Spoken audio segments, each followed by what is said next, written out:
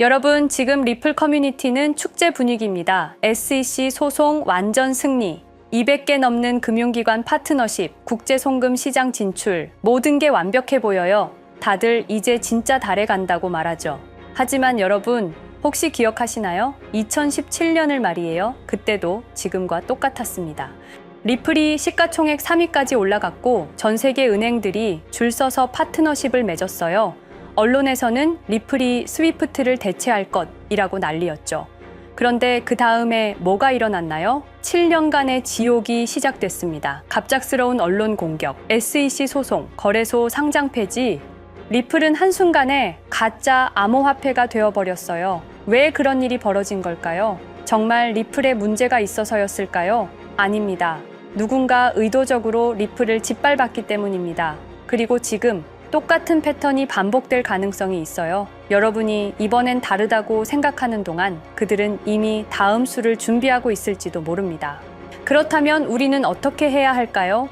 과거를 정확히 이해해야 합니다. 2017년에 무슨 일이 일어났는지, 누가 그 일을 벌였는지, 그리고 어떤 방법을 썼는지 말이에요. 그래야 이번에는 당하지 않을 수 있거든요. 2004년 어느 가을날부터 시작된 이야기를 들려드릴게요. 페이팔이라는 작은 결제 회사가 15억 달러에 매각되면서 6명의 젊은이들이 하루아침에 억만장자가 되었습니다. 일론 머스크, 피터 틸, 리드 호프만, 이들은 그 돈으로 실리콘밸리를 완전히 바꿔놓기 시작했어요. 그리고 2017년 리플이 그들의 계획에 위협이 되기 시작했을 때 정확히 무슨 일이 벌어졌는지 아세요? 첫 번째, 언론 조작이었습니다. 갑자기 모든 주요 언론에서 리플을 공격하기 시작했어요. 두 번째, 커뮤니티 분열이었습니다. 암호화폐 커뮤니티 내부에서 리플을 배척하는 분위기를 만들어냈죠. 세 번째, 거래소 압박이었습니다. 주요 거래소들에게 압력을 넣어서 리플 거래를 제한하도록 했어요. 그리고 마지막, SEC 소송이었습니다. 2020년 12월 22일 밤, SEC가 갑자기 리플을 증권이라고 주장하며 소송을 걸었죠. 그런데 여기서 가장 소름 끼치는 부분이 있어요. SEC 발표 30분 전부터 이미 대량 매도가 시작됐다는 사실입니다. 누군가 미리 알고 있었다는 뜻이죠. 그리고 바로 그날 밤 비트코인이 사상 최고가를 기록했어요. 우연일까요? 절대 아닙니다. 모든 게 계획된 일이었어요. 하지만 다행히 리플은 살아남았습니다. SEC 소송에서 완전히 승리했고 이제 다시 성장할 기회를 얻었어요. 그런데 여러분, 안심하기는 아직 이릅니다. 이들이 쉽게 포기할 사람들이 아니거든요. 분명히 새로운 방법을 생각하고 있을 겁니다. 리플의 성장을 막을 수 있는. 그렇기 때문에 우리는 적을 정확히 알아야 해요. 오늘 그 전체 이야기를 여러분께 들려드리겠습니다. 과거에 무슨 일이 일어났는지, 그들이 누구인지, 그리고 우리는 어떻게 대응해야 하는지, 역사를 모르는 자는 역사를 반복한다고 했습니다. 이번에는 절대 당하지 맙시다. 여러분, 리플이 과연 어디까지 오를 수 있을지 궁금하시죠? 오늘 제가 정말 충격적인 이야기를 해보겠습니다. 2020년 12월 22일 밤, 그날을 기억하십니까? XRP가 단 하루 만에 63% 폭락했습니다. 어떤 이들은 수천만 원의 자산이 증발했고 어떤 이들은 하루아침에 수억을 잃었습니다.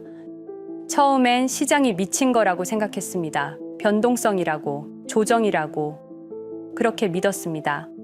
하지만 이 사건을 5년간 추적한 결과 이건 어떤 이들의 치밀한 계획이었습니다. 리플 가격은 4년간 철저하게 짓눌려 있었습니다. 그리고 더 충격적인 건 2025년 8월 그 암살자가 다시 나타났다는 겁니다. 이번엔 더 큰 칼을 들고 더 강한 권력을 쥐고 더 야심찬 계획을 가지고 지금부터 제가 5년간 추적한 절대 공개되면 안 될 이야기를 시작하겠습니다. 먼저 타임라인부터 보시죠. 천천히 따라오십시오. 2020년 12월 22일 오후 9시 30분 SEC 의장 제이 클레이튼이 XRP 기소를 전격 발표합니다. 그의 임기 종료까지 남은 시간 단 12시간 12월 23일 오전 9시 클레이튼 SEC 의장직에서 사임합니다. 여기까지는 그럴 수 있다고 칩시다. 임기 끝나고 퇴임하는 거 이상할 건 없죠. 그런데 12월 24일 크리스마스 이브 아침입니다. 퇴임한 지 단 하루 만에 클레이튼이 새 직장으로 옮겨갑니다. 월리버 에셋 매니지먼트 자문으로. 잠깐만요. 이 회사가 뭘 하는 곳인지 아십니까? 비트코인과 이더리움에 8천억 원을 투자한 회사, 그러니까 리플과 직접적인 경쟁을 하는 회사에 베팅을 한 겁니다. 다시 한번 정리하겠습니다. XRP를 기소하고 다음날 사임하고 그 다음날 리플의 경쟁사에 투자하는 회사로 갔습니다. 이게 정상입니까? 윤리적으로 문제는 없습니까? 법적으로 괜찮은 겁니까? 하지만 진짜 소름 끼치는 건 이제부터입니다. 블록체인은 모든 걸 기록합니다. 그리고 그 기록을 추적해 보니 기소 발표 18시간 전인 12월 22일 새벽 3시 누군가 움직이기 시작했습니다. 대량의 XRP가 조심스럽게 하지만 확실하게 매도되기 시작합니다. 뉴스가 나오기 전, 세상이 알기 전, 폭락이 시작되기 전 누군가는 이미 알고 있었습니다. 이 시점에서 저는 의문을 품었습니다. 대체 왜 하필 리플이었을까? 이 사건을 이해하려면 XRP가 단순한 암호화폐가 아니라는 걸 알아야 합니다. 지금 여러분이 해외로 송금한다고 가정해보죠. 한국에서 미국으로 1,000만 원을 보낸다면 스위프트라는 시스템을 거칩니다. 전 세계 200개국 11,000개 금융기관이 연결된 거대한 네트워크. 벨기에 브뤼셀에 본부가 있지만 실질적으로는 미국이 완전히 통제하고 있습니다. 얼마나 무서운 권력이냐면요. 2012년 이란 핵 제재 때 이란 은행들을 스위프트에서 퇴출시켰습니다. 그 결과 이란의 경제는 즉시 붕괴되었습니다. 2022년 러시아의 우크라이나 침공 후 러시아 주요 은행들을 스위프트에서 퇴출시켰습니다. 이후 러시아의 루블화는 30% 이상 급락했습니다. 스위프트에서 쫓겨나면 그 나라는 국제거래에서 완전히 고립됩니다. 이게 핵무기보다 강력한 이유입니다. 실제로 폭탄을 떨어뜨릴 필요가 없으니까요. 버튼 하나로 한 나라 경제를 무너뜨릴 수 있으니까요. 스위프트는 돈의 흐름을 틀어쥔 지배의 손길입니다. 그런데 2017년 XRP가 등장했습니다. 비교해 보시죠. 송금 시간부터 압도적인 차이가 납니다. 스위프트는 국경 간 송금에 3에서 5일이라는 시간이 걸립니다. 반면에 XRP는 단 몇 초면 송금이 완료되죠. 수수료 또한 엄청난 차이가 납니다. 스위프트는 3에서 5%까지 수십만 원의 수수료가 발생하지만 XRP는 단 몇 원, 거의 공짜나 마찬가지로 송금을 처리합니다. 스위프트는 여러 국가의 중개은행이 필요하지만 XRP는 그런 것조차 불필요하죠. 그리고 2017년부터 2019년까지 일본 SBI 그룹이 뱅크 오브 아메리카가 산탄데르 은행이 하나둘씩 리플과의 파트너십을 검토하기 시작했습니다. 총 200개 이상의 금융기관, 연간 200조 원 규모의 국제 송금 시장에서 XRP가 스위프트를 완전히 대체할 수 있다는 게 증명되는 순간, 바로 그때 누군가에게는 절체절명의 위기가 된 겁니다. XRP는 단순한 암호화폐가 아니었습니다. XRP는 미국이 전 세계를 통제하는 금융 무기에 대한 직접적인 도전이었습니다. 그래서 저는 추적하기 시작했습니다. 누가 XRP를 제거하려 했나? 처음엔 당연히 정부를 의심했습니다. SEC니까요. 미국 정부 기관이니까요. 그 다음엔 월스트리트를 의심했습니다. 은행들이 위협을 느꼈을 거라고 생각했죠. 그런데 조사를 하면 할수록 이상했습니다. 모든 흔적이 전혀 예상치 못한 곳을 가리키고 있었습니다. 실리콘밸리, 뉴욕이 아니라 샌프란시스코, 월스트리트가 아니라 테크 기업들, 혁신과 자유의 상징이라던 바로 그곳 말입니다.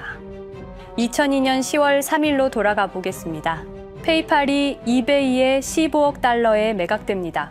그날 50명의 직원이 퇴사합니다. 보통 회사라면 뿔뿔이 흩어지겠죠. 각자 길을 가고 연락도 끊기고, 그런데 이들은 달랐습니다. 그들은 네트워크를 만들었습니다. 서로의 회사에 투자하고 서로를 임원으로 영입하고 서로의 성공을 발판 삼아 더 크게 성장하고 20년이 지난 지금 그들이 창업하거나 투자한 기업들의 시가총액을 합치면 우리나라의 GDP보다 큽니다. 2007년 포춘지가 이들에게 특별한 이름을 붙였습니다. 페이팔 마피아.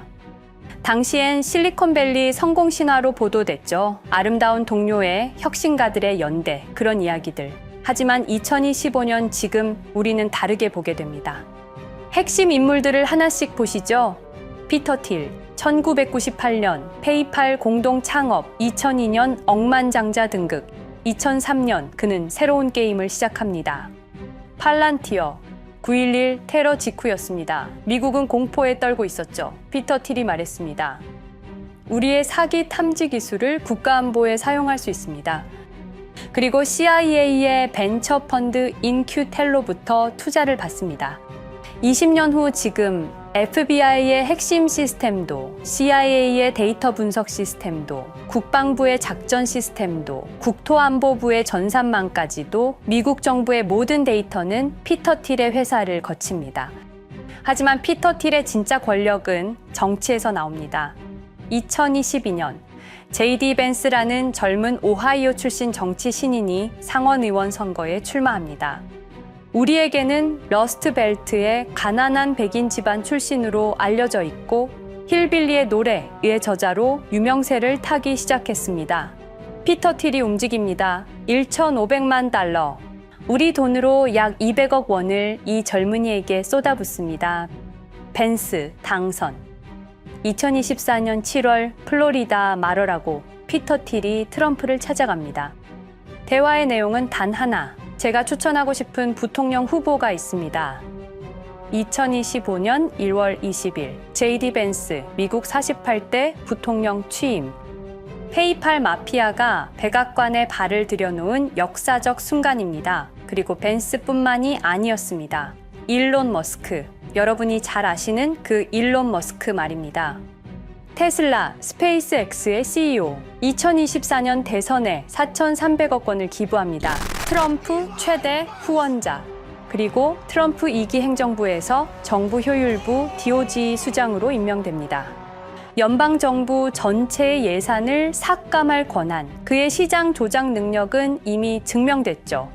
2021년 5월 트윗 한 줄로 비트코인을 폭락시킨 후 뒤로는 더 싸게 매집했습니다.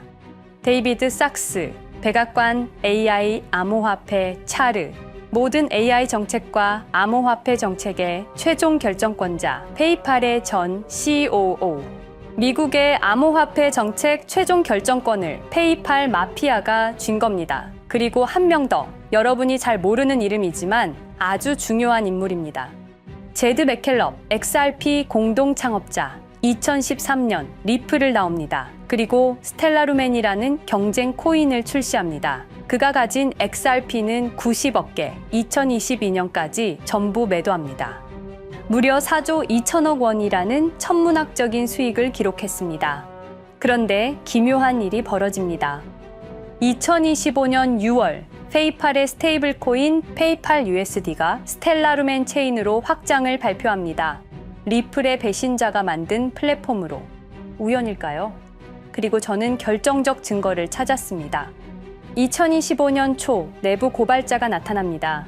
월리버 에셋 매니지먼트. 기억하시죠? 제이 클레이튼이 XRP 기소 다음 날 합류한 바로 그 회사. 그 회사의 내부 문서가 유출됩니다. 공개된 투자 내역은 이랬습니다. 비트코인에 우리 돈 5천억 원, 이더리움에는 3천억 원이 투자금 명목으로 지출되었습니다. 이 돈들이 향한 곳은 모두 리플의 경쟁사들이었습니다. 그리고 충격적인 숨겨진 투자 내역. 스텔라루멘에는 700억 원을, 팔란티어의 주식에 1조 6천억 원. 금액이 비공개된 투자금은 페이팔의 페이팔 USD로 향했습니다. 잠깐, 스텔라루멘, 제드 맥켈럽의 코인, 팔란티어, 피터 틸의 회사, 페이팔 USD, 페이팔의 스테이블 코인. 제이 클레이튼이 SEC를 나오자마자 들어갔던 월리버 에셋 매니지먼트를 통해서 팔란티어, 스텔라루멘, 페이팔로 흘러 들어간 것입니다.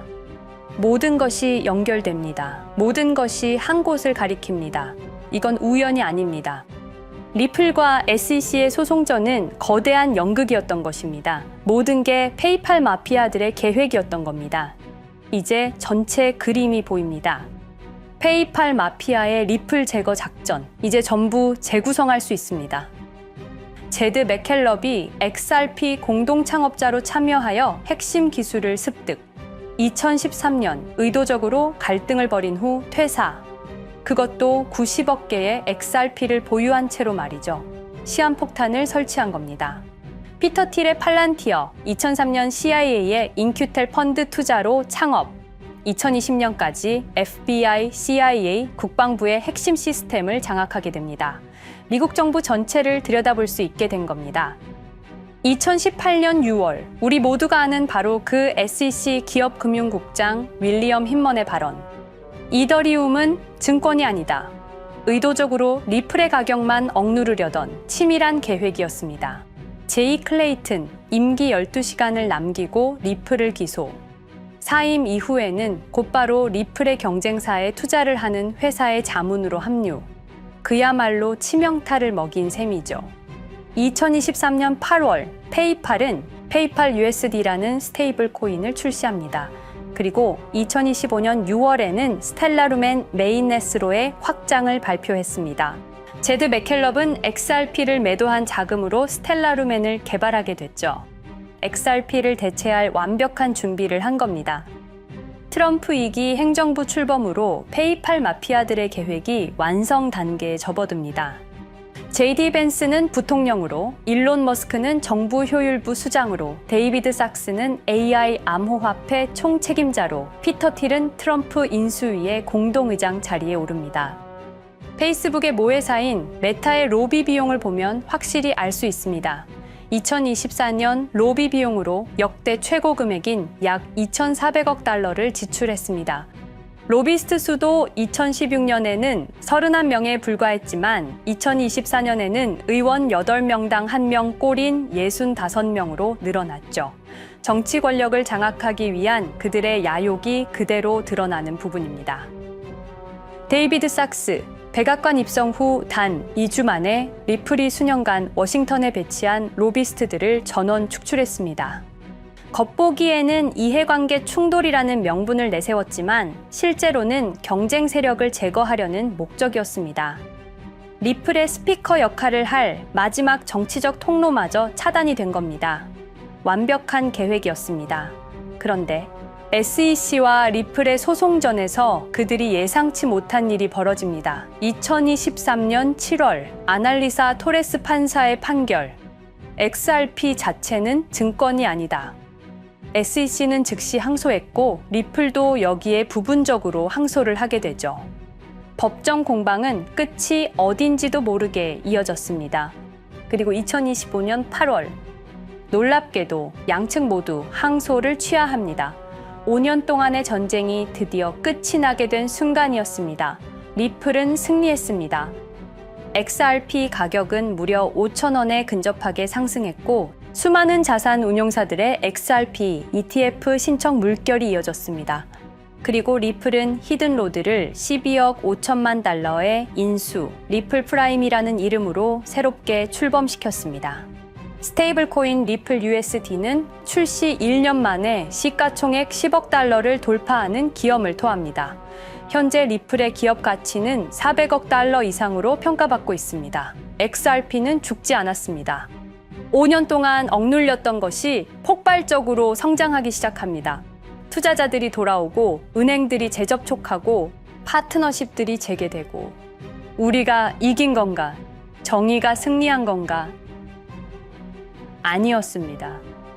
2025년 8월 18일 XRP 승리 발표 불과 10일 후 뉴스가 터집니다.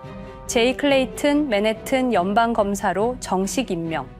5년 전 XRP를 기소했던 바로 그 사람. 이번엔 연방검사로 돌아왔습니다. 월스트리트의 보안관이라 불리는 미국에서 가장 강력한 검사직. 형사 기소권, 월스트리트 전체 감시 권한, 금융범죄 수사 총괄. 더 큰 칼을 들고 돌아온 겁니다. 그리고 2025년 11월 트럼프 대통령의 발표. 제이 클레이튼을 앱스타인 사건 수사 책임자로 임명합니다. 잠깐, 왜 하필 클레이튼일까요? 왜 XRP 소송이 끝나자마자일까요? 왜 지금일까요? 그리고 그는 다음엔 누구를 조준할까요? 리플은 부활했습니다. 하지만 페이팔 마피아는 멈추지 않았습니다. 2025년 상반기, 이상한 패턴들이 포착되기 시작합니다. 일론 머스크의 행동이 변합니다.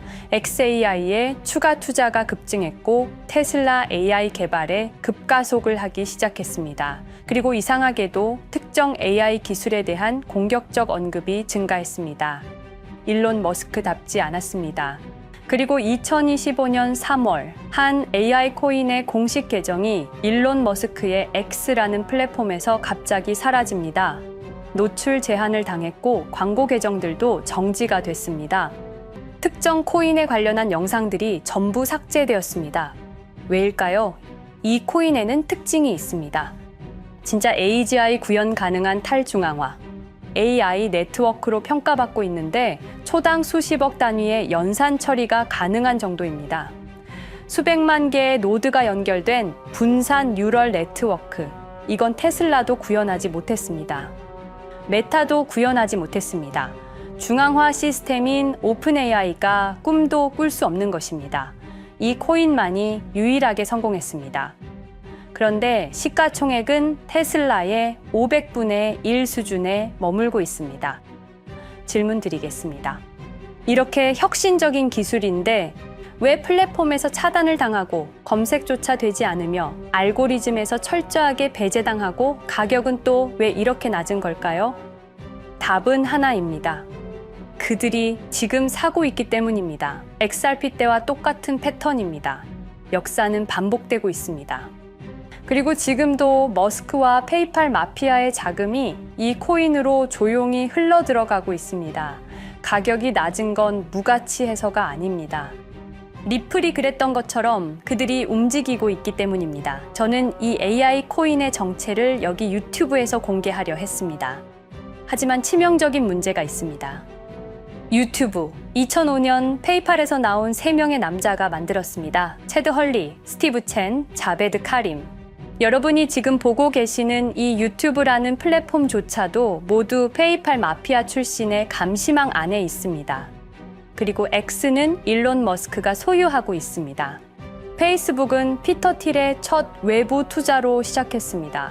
그들은 플랫폼을 소유하고 있습니다. 백악관도, SEC도, FBI, CIA 계약도, 주요 SNS 플랫폼도 모두 그들 손안에 있습니다. 이전에 제가 이 코인을 공개한 영상이 있었습니다. 그러나 그 영상은 바로 삭제됐고 채널도 정지됐습니다. 가이드라인 위반은 전혀 없었습니다. 그냥 사라졌습니다. 불편한 진실이 다뤄질 때마다 이런 일이 반복됐습니다. 하지만 한 가지는 분명합니다. 5년 전 XRP 투자자들은 속수무책이었습니다. 그런데 그들은 포기하지 않고 5년을 버텼습니다. XRP는 부활했고 포기하지 않는 사람들은 큰 수익을 얻었습니다. 그들은 우리가 잊었다고 생각합니다. 그들은 우리가 용서했다고 생각합니다. 그들은 우리가 포기했다고 생각합니다. 역사를 기억하는 자가 역사를 만듭니다. 자, 이제 질문하겠습니다. 역사는 지금 이 순간에도 반복되고 있습니다. 똑같은 패턴으로, 똑같은 방법으로 또다시 당할 수만은 없습니다. 그들에게 리플이 당했던 것과 똑같은 패턴으로 가격이 짓눌리고 있는 이 코인은 리플이 그랬던 것처럼 결국 모든 걸 이겨내고 상승할 수밖에 없을 것입니다. 그들의 계획을 미리 예측해서 우리가 조금이라도 더 빨리 움직인다면 우리는 도지코인, 시바이누를 초기에 매수했던 사람들처럼 상상할 수도 없는 수익을 올릴 수 있을지도 모릅니다. 저는 오늘 이 코인을 여러분께 공개하겠습니다. 단, 유튜브의 스크립트, 작성 기능 때문에 직접적으로 언급할 수는 없습니다. 영상 설명란과 고정 댓글에 있는 링크를 통해 간단한 양식을 작성해 주시는 모든 분들께 이 코인을 알려드리도록 하겠습니다. 선택은 여러분의 몫입니다. 아무것도 하지 않으면 아무 일도 일어나지 않습니다. 행동하십시오. 그러면 여러분의 인생은 바뀌게 될 겁니다. 긴 영상 시청해주셔서 감사드리고 궁금하신 점은 댓글을 통해 말씀 주시면 제가 성심성의껏 답변해 드리도록 하겠습니다. 감사합니다.